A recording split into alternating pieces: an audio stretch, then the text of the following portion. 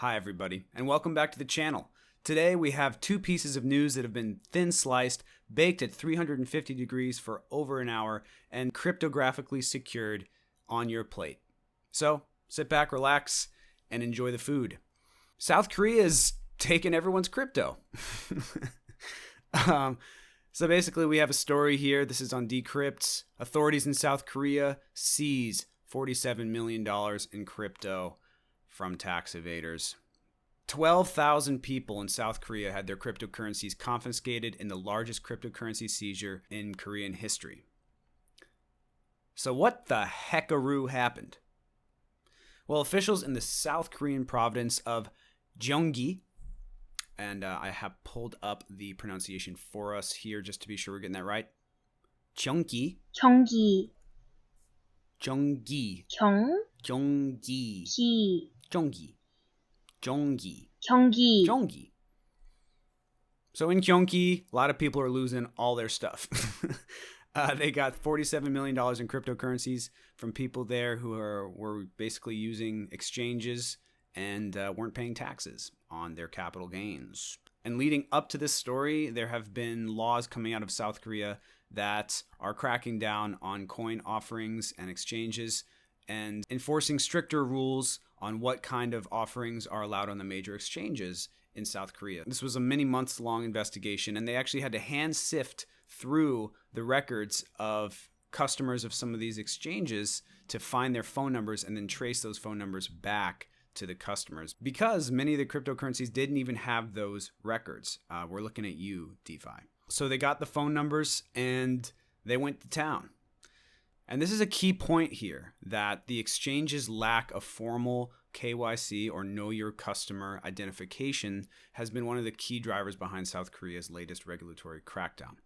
So what does this mean? Why would governments crack down harder if the exchanges don't have a lot of the information about their customers? Well, we see below that the National Assembly of South Korea passed a law demanding local exchanges to comply with anti-money laundering and terrorist financing guidelines.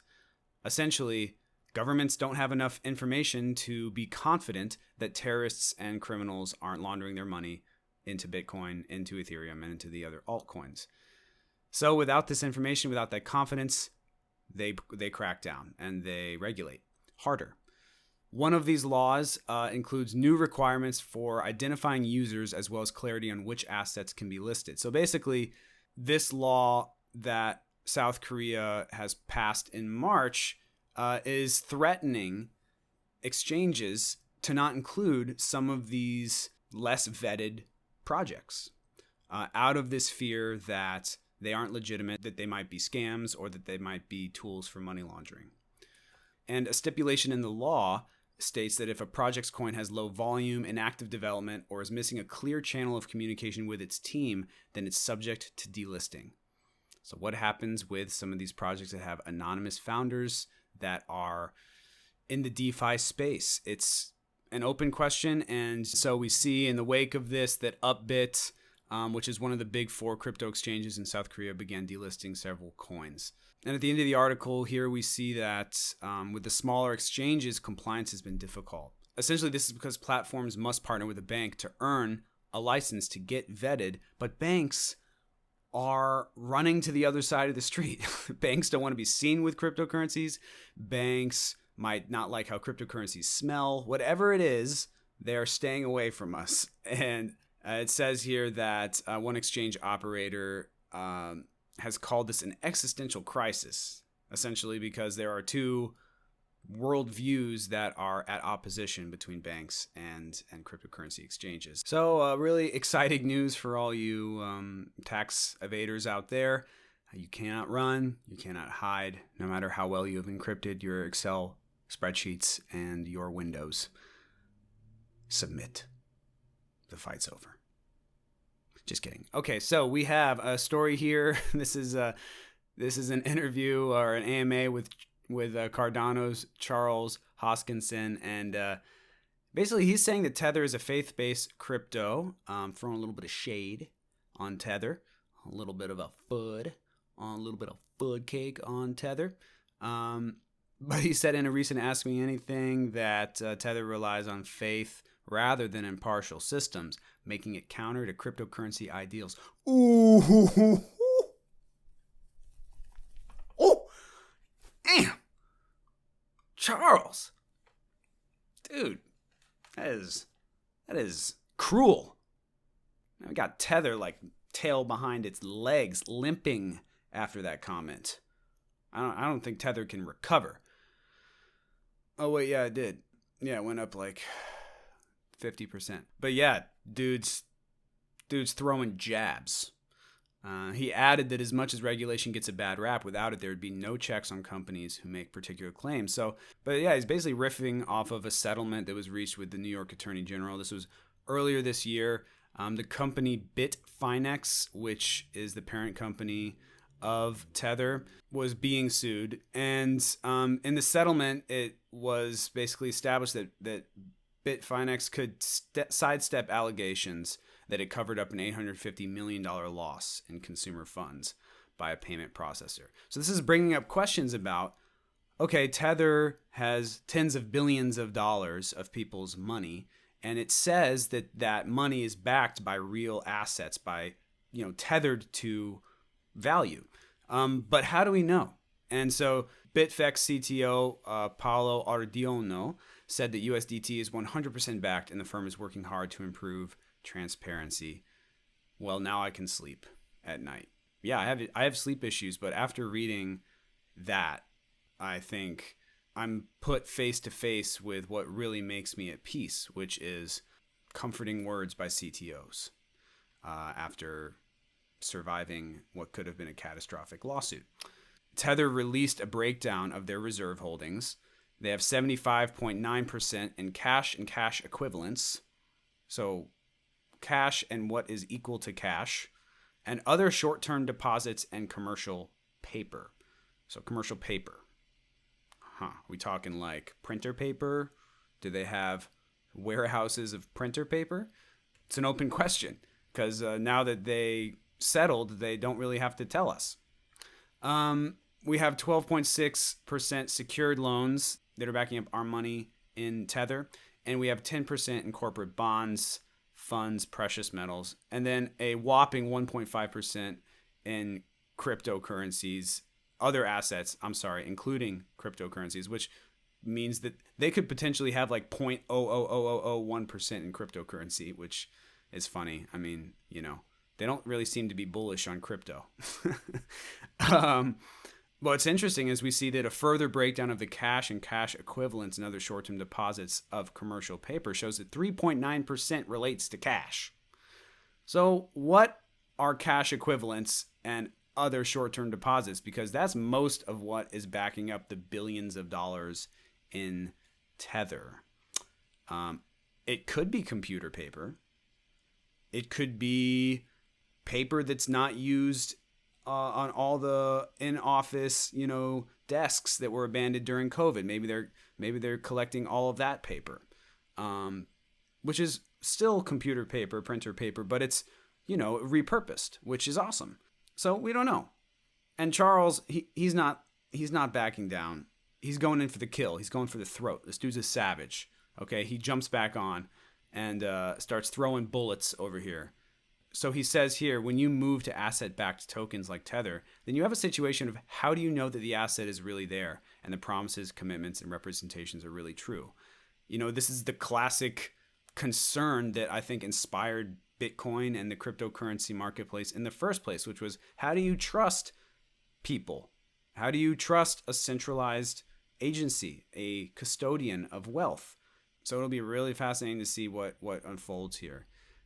And it brings me back to this idea that I've been riffing on before, which is this idea of KYC. What projects are bringing more and more transparency to this space and trust, so that both regulators, exchanges, and customers can feel safe and can put money into stuff and get this whole wheel going. So I've been exposed to a project called Defi Drop. So this is a really fascinating project as we look at their website. They are a specialized launchpad and incubator for DeFi. So as we all know, there are a lot of new projects in the DeFi space. And something that a lot of these projects share in common is that they're young, they have not been fully vetted, and the teams are often anonymous. And so a use case for DeFi Drop would be, let's say me and a bunch of my friends, one of which is a cat and the other of which is a succulent, create an altcoin that looks to address the inequalities of air consumption in my apartment. I consume the most air out of anybody. And, a lot of my other friends in my apartment, including my succulents and my cat, they don't consume as much air. And when it's hot and I have all my windows closed because I'm treating the LA summer as an opportunity to have a sauna experience, people are suffering. So how do we address this inequality? Well, I want to bring this project to market. And believe it or not, my tech is very sound.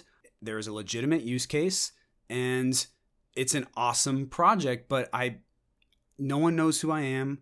My cat has a bit of a history, so I'm keeping him anonymous. And my succulent, it's a plant. So, it doesn't really have much to offer to the project, but I bring him on anyways just to make him feel included. So you might have a hard time trusting that team. You might have a hard time trusting my technology because it's never been implemented. It's never been used before, even though the theory might be sound and it might have legitimate use case. But yet, that if enough people get interested in this project and you get in early, you could make some gains in your investment. But you have to be confident that you can put money into this project and that my cat won't walk away and sell all of his tokens after we raise $1 million. Okay, so how do you trust that? Smart contracts. So if you could have an initial offering that is facilitated by smart contracts, then my cat, no matter how badly he wants to, he cannot walk away from the project and sell his tokens once the price hits a certain high. So he is forced to follow the guidelines of the smart contracts that are in place as this coin is incubated, as more and more people come into and invest in the coin, and as the different stages of rollout continue as the coin advances into its growth into the marketplace. So more to come on Airify, that air circulation protocol. So DeFi Drop helps to streamline this process for new projects to come onto the scene and want to make an impact whilst providing exclusive and secure opportunities for its community, which basically means new projects with no track record and an anonymous team can come in and have some seed funding by a community that trusts the smart contracts that are facilitating those rounds of funding, and they don't have to trust the project and they don't have to trust the founders. And if they believe in the technology enough and they believe in the potential of this project, then they're protected by the smart contracts and by DeFi Drop's platform. I love it. I mean, in a way, it's kind of cute. It's like a training ground for shit coins, which, with all due respect, it's a shit coin until it's not. So this is a place where shit coins can become legit coins. Because a shitcoin is only a shitcoin until it's proven otherwise. And sometimes you need successful seed funding to transform a shitcoin into a legit project. And DeFi Drop leverages the miracle of smart contracts in the IDO, in the initial DEX offering.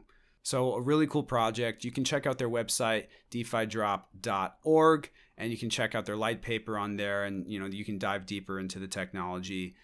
Friends, family, fellow tax evaders, I am wishing you best of luck and a lot of fun on your journeys. Thank you so much for tuning in. And until next time, goodbye for now.